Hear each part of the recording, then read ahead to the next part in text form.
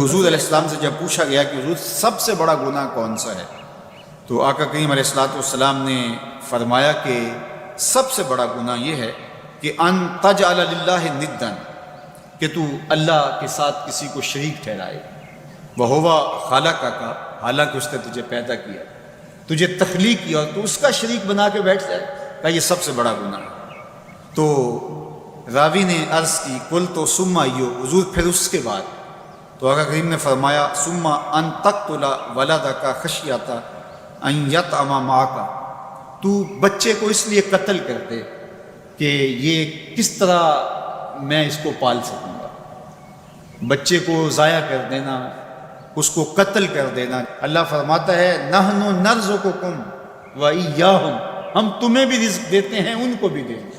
تیسری بات حضور نے فرمایا ان تزانی بحلیلۃ جارک، آپ ہمسائے کی بیوی کے ساتھ بدکاری کریں تو یہ بڑے گناہوں میں سے۔ ہمسایہ ماں جائے کی طرح ہوتا ہے، اس کی دیوار سانجھی ہوتی ہے، اس کی عزت سانجھی ہوتی ہے، اور اگر کوئی شخص طاق میں رہے اور ہمسایوں کے گھر گھس کے ان کی آبرو ریزی کر دے تو یہ تین بڑے گناہ جو ہیں ان میں سے ایک بڑا گناہ اللہ کے محبوب علیہ السلام نے ارشاد فرمایا۔ حضرت عبداللہ ابن مسعود رضی اللہ تعالی عنہ سے یہ روایت مروی ہے کہ لا احد اغیر من اللہ عز وجل، اللہ سے زیادہ کوئی غیرت مند نہیں، اللہ سب سے زیادہ غیرت مند، اور اس کی غیرت کا تقاضا یہ ہے وَلِذَلِكَ حَرَّمَ الْفَوَاحِشَ مَا ظَهَرَ مِنْهَا وَمَا بَطَنَ، کہ اس نے بے حیائی کو چاہے وہ پوشیدہ طور پہ کی جائے یا اعلانیہ طور پہ کی جائے اس کو پسند نہیں کیا، اور اس سے اس نے منع کر دیا، لوگوں کو روک دیا، حرام قرار دے دیا، اس لیے کہ وہ خود غیرت مند ہے۔ غیرت مند مالک غیرت کا سبق دیتا ہے اپنی مخلوق کو۔ اللہ تعالیٰ قرآن مجید میں ارشاد فرمایا وَلَا تَقْرَبُوا الْفَوَاحِشَ مَا ظَهَرَ مِنْهَا وَمَا بَطَنَ، فحش کام کے قریب نہ جانا، وہ اعلانیہ طور پہ کرو یا وہ مخفی طور پہ کرو۔ تو مفسرین نے لکھا کہ جو بدکاری ہے وہ مخفی فحش ہے، اور شراب نوشی یہ اعلانیہ فحش ہے۔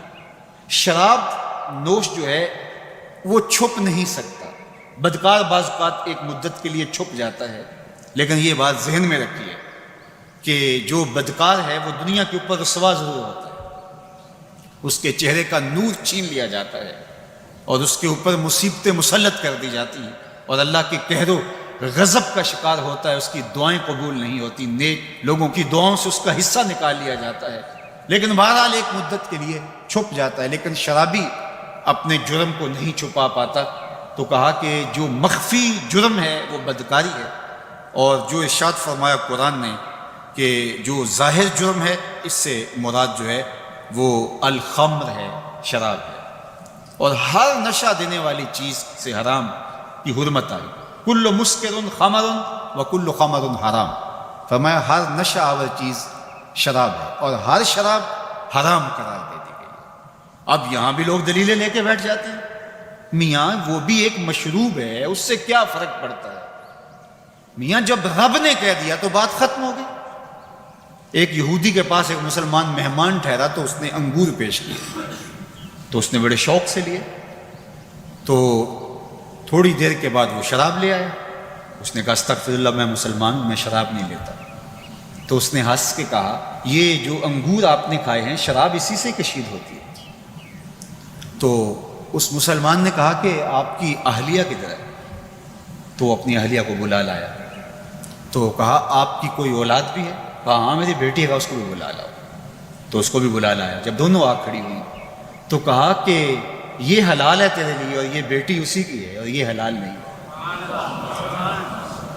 تو جب اس یہودی نے یہ بات سنی فقال اشہد ان لا الہ الا اللہ وحدہ لا شریک لہ واشہد ان محمدا عبدہ ورسولہ۔ کہا اتنی خوبصورت دلیل، اتنی خوبصورت دلیل۔